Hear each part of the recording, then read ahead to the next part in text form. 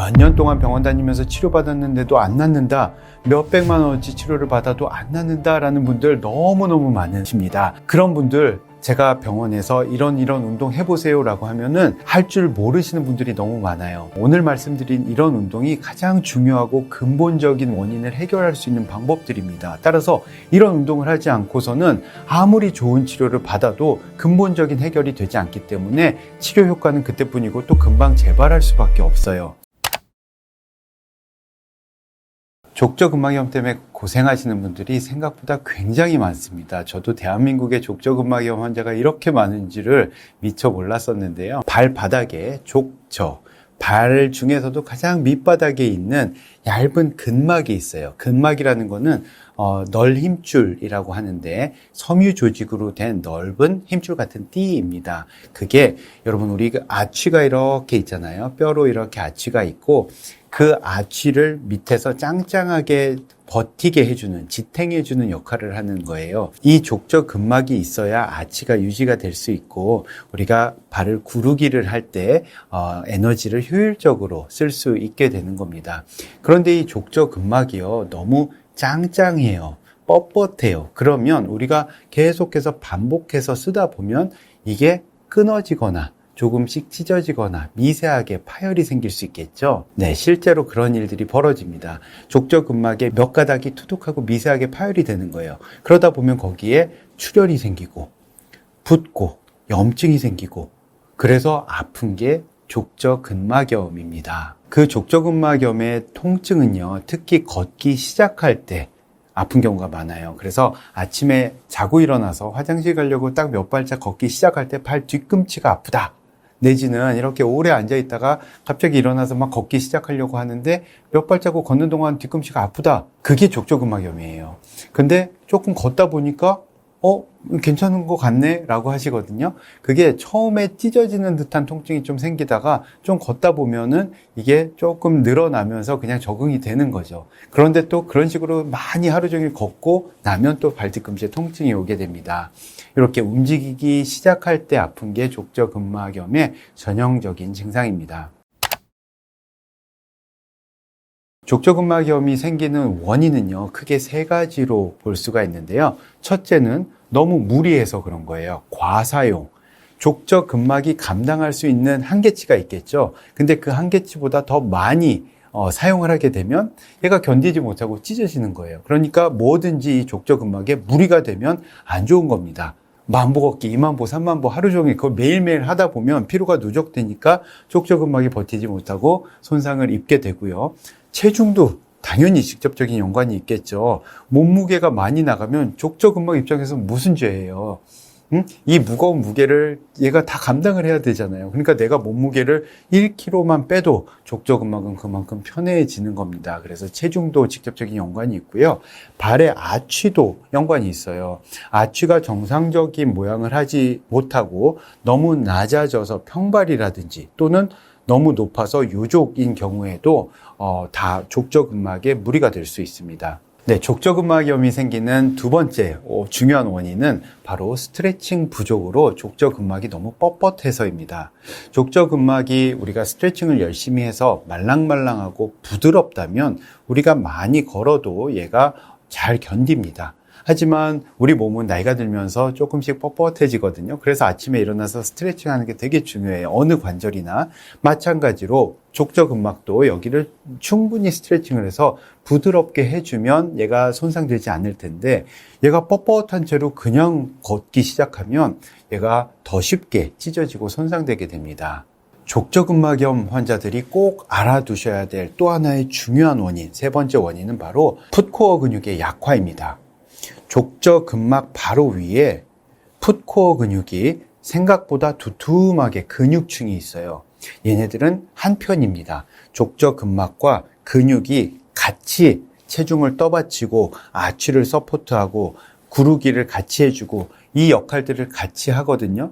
근데 근육이 약해지면, 근육이 흐물흐물해지면 근육이 해야 될 일을 다 못하는 거예요. 그러면 족저근막이 훨씬 더 그걸 다 독박을 써야 되는 거예요. 그러니까 얼마나 힘들겠어요. 이 체중은 똑같은데, 그쵸? 그러니까 풋코어 근육이 약해진 만큼 족저근막에 무리가 많이 가게 되고 더 쉽게 족저근막염이 발생하게 됩니다. 족저근막염은 의학적으로 자연적으로 저절로 낫는 병이라고 되어 있어요. 진짜로 교과서에 그렇게 써 있습니다. 그 얘기가 무슨 얘기냐면요. 아무것도 하지 않아도 그냥 가만히 내버려 두면 얘가 저절로 낫는 거예요. 왜냐하면 이건 그냥 염증일 뿐이에요. 족저근막에 생긴 염증이잖아요. 염증은 우리 몸에 자연적인 치유 기전이 다 있어요. 그래서 가만히 있으면 염증 과정을 통해서 자연 치유가 되면서 싹 치유가 되고 싹 흡수가 돼서 없어져요. 그래서 완전히 정상이 됩니다. 자, 그런데 다시 걷기 시작하면은 또 아프단 말이에요. 그거는 기존에 있던 염증이 안 난 게 아니고요. 근본 원인이 그대로 있기 때문에 걸으면 다시 새로운 손상과 염증이 추가적으로 생기고 염증이 반복해서 생기는 거예요. 그러니까 나는 또 통증을 느끼게 되고 겉으로 봤을 때는 족저근막염이 계속 안 낫는구나 라고 느끼게 되는 겁니다. 중요한 건 근본 원인을 해결해서 족저근막염이 다시 재발하지 않도록 하셔야 된다는 겁니다. 염증 단계에서는 우리가 잘 관리하면은 이게 완전히 회복이 가능해요. 조직이 완전 치유가 되고 재생이 가능합니다. 그런데 이 염증을 방치를 하게 되면 이게 너무 만성화가 되게 되면요. 자연적인 치유 기전이 식어버려요. 회복하려고 하는 그런 치유 기전이 서서히 말라서 없어지고 그러면은 그게 만성화가 되고 조직이 변성이 됩니다. 조직의 변성이라는 것은 조직이 다른 조직으로 바뀌어 버리는 거예요. 근육이 아닌 섬유 조직으로 또는 지방 조직으로 바뀌어 버리는 겁니다. 그러면 아예 회복이 불가능하게 될 수도 있어요. 그러니까 가급적이면 초기 염증 단계일 때부터 잘 관리하는 게 깨끗하게 낫는 비법입니다. 그 원인 되는 것들을 하나하나 없애줘야 되는 거예요. 제가 족저근막염의 원인 3가지를 말씀드렸잖아요. 첫 번째가 뭐였죠? 무리해서. 너무 과사용, 너무 많이 썼다면은 걷는 걸 줄이시면 되고요. 만보 걷기 하지 마세요. 만보 걷기 하셔서 발바닥이 아프시면 만보 걷기만 안 해도 좋아질 수 있습니다. 또 체중이 너무 많이 나가는 게 원인이신 분들은 죄송하지만 체중을 조금 줄여주시면 쉽지 않은 거 알아요. 하지만 체중을 줄이면 발바닥이 저절로 좋아질 수가 있습니다. 두 번째 원인이 뭐였죠? 스트레칭 하지 않는 거. 그래서 족저근막이 너무 뻣뻣한 채로 쓰게 되는 거. 그게 원인인 분들은 발바닥을 스트레칭을 많이 해주셔야 돼요. 그래서 부드럽고 말랑말랑하게, 그래서 애기 피부처럼 부드럽게 해줘야 추가적으로 손상되는 것을 예방할 수가 있습니다. 그 다음에 3번째 원인, 풋코어 근육 약화였잖아요. 발바닥의 근육이 약하니까 족저근막이 독박을 쓰고 있었어요. 그러니까 이 발바닥의 근육을 튼튼하게 해주면 족저근막이 그만큼 편안해지겠죠. 그래서 족저근막을 편안하게 하기 위해서는 이 풋코어 근육을 강화시켜야 된다. 제가 지난 영상에서 풋코어 근육 강화하는 운동 방법 여러 가지 소개해 드렸으니까 못 보신 분들 꼭 찾아보세요. 네, 그러면 족저근막염을 예방하고 치료할 수 있는 중요한 운동 방법들 몇 가지 알려드리겠습니다.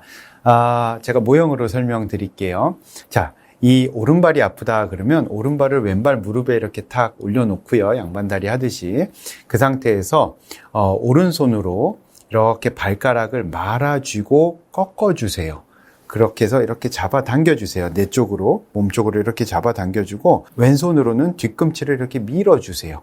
뒤꿈치를 밀고 앞꿈치는 당기고 그러면 종아리가 하고 발바닥이 같이 한꺼번에 시원하게 늘어나는 것을 느끼실 수가 있을 겁니다.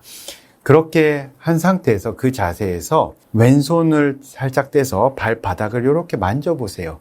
그러면 거기 빳빳한 힘줄 같은 조직이 하나 만져질 건데요. 그게 바로 족저근막이에요. 그게 너무 뻣뻣하니까 찢어지고 손상되는 거거든요. 그래서 걔를 늘려줘야 돼요. 그래서 이 손가락 엄지로 해도 되고요. 손가락 옆면을 이용해서 이렇게 쭉쭉 뒤꿈치부터 앞꿈치 쪽으로 쭉쭉 약간 아플 때까지 압을 가해서 세게 눌러주셔야 돼요. 이거를 반복하다 보면은 이게 조금 늘어나면서 좋아집니다. 이 스트레칭을 할 때 족저근막의 통증을 느끼시는 분들 상당히 많은데요. 족저근막이 부드럽고 정상이라 그러면 이 스트레칭 한다고 아프지 않아요. 통증이 있다면 비정상입니다. 통증이 있으신 분들은 참을 만한 정도의 통증이라면 그냥 참고 하세요. 너무 찢어질 듯이 아프다라고 하면은 급성 손상 및 급성 염증이 있는 단계라고 볼 수 있어서 그때는 하지 말고 좀 쉬세요. 그럼 며칠 지나면 그 통증이 좀 가라앉거든요. 그런 다음에 너무 아프지 않은 범위 내에서 살살 시작해서 참을 만한 통증 범위 내에서 하다 보면은 서서히 이제 통증이 없어지게 됩니다. 뿐만 아니라 종아리 스트레칭도 굉장히 중요합니다. 종아리 근육과 아킬레스건이 뒤꿈치에 부착을 해서 발 건강에 많은 영향을 미치거든요. 그래서 종아리와 아킬레스건이 뻣뻣하고 타이트하다, 단축돼 있다, 부드럽지 못하다 그러면은 족저근막에도 무리가 많이 갑니다. 그래서 벽 미는 운동이라든지 계단에 서서 뒤꿈치를 천천히 늘어뜨려서 종아리를 시원하게 늘리는 그런 동작들이 족저근막염 환자들한테도 매우 중요합니다. 네, 족저근막염 때문에 고생하신 분들, 몇 년 동안 병원 다니면서 치료받았는데도 안 낫는다, 몇백만 원어치 치료를 받아도 안 낫는다라는 분들 너무너무 많으십니다. 그런 분들 제가 병원에서 이런 운동 해보세요 라고 하면은 잘 할 줄 모르시는 분들이 너무 많아요. 오늘 말씀드린 이런 운동이 가장 중요하고 근본적인 원인을 해결할 수 있는 방법들입니다. 따라서 이런 운동을 하지 않고서는 아무리 좋은 치료를 받아도 근본적인 해결이 되지 않기 때문에 치료 효과는 그때뿐이고 또 금방 재발할 수밖에 없어요. 이런 운동을 열심히 하시면 굳이 병원 가지 않아도 저절로 좋아질 수도 있습니다. 그러니까 병원 가시기 전에 이런 운동 꾸준히 한번 해보시기 바랍니다. 단, 이렇게 해도 안 낫는 분들이 있을 수 있어요. 족저근막이 너무 병적으로 타이트하신 분들이라든지 아치 문제로 아치가 너무 높거나 낮은 분들, 또 지방 패드 위축증후군이라고 해서 지방이 너무 얇아져서 발바닥이 얇아져서 충격 흡수가 안 돼서 아프신 분들도 있거든요. 그런 경우는 좀 감별이 필요하기 때문에 정말 안 낫는다라고 하시는 분들은 병원 방문하셔서 정확한 진단 받아보시기 바랍니다.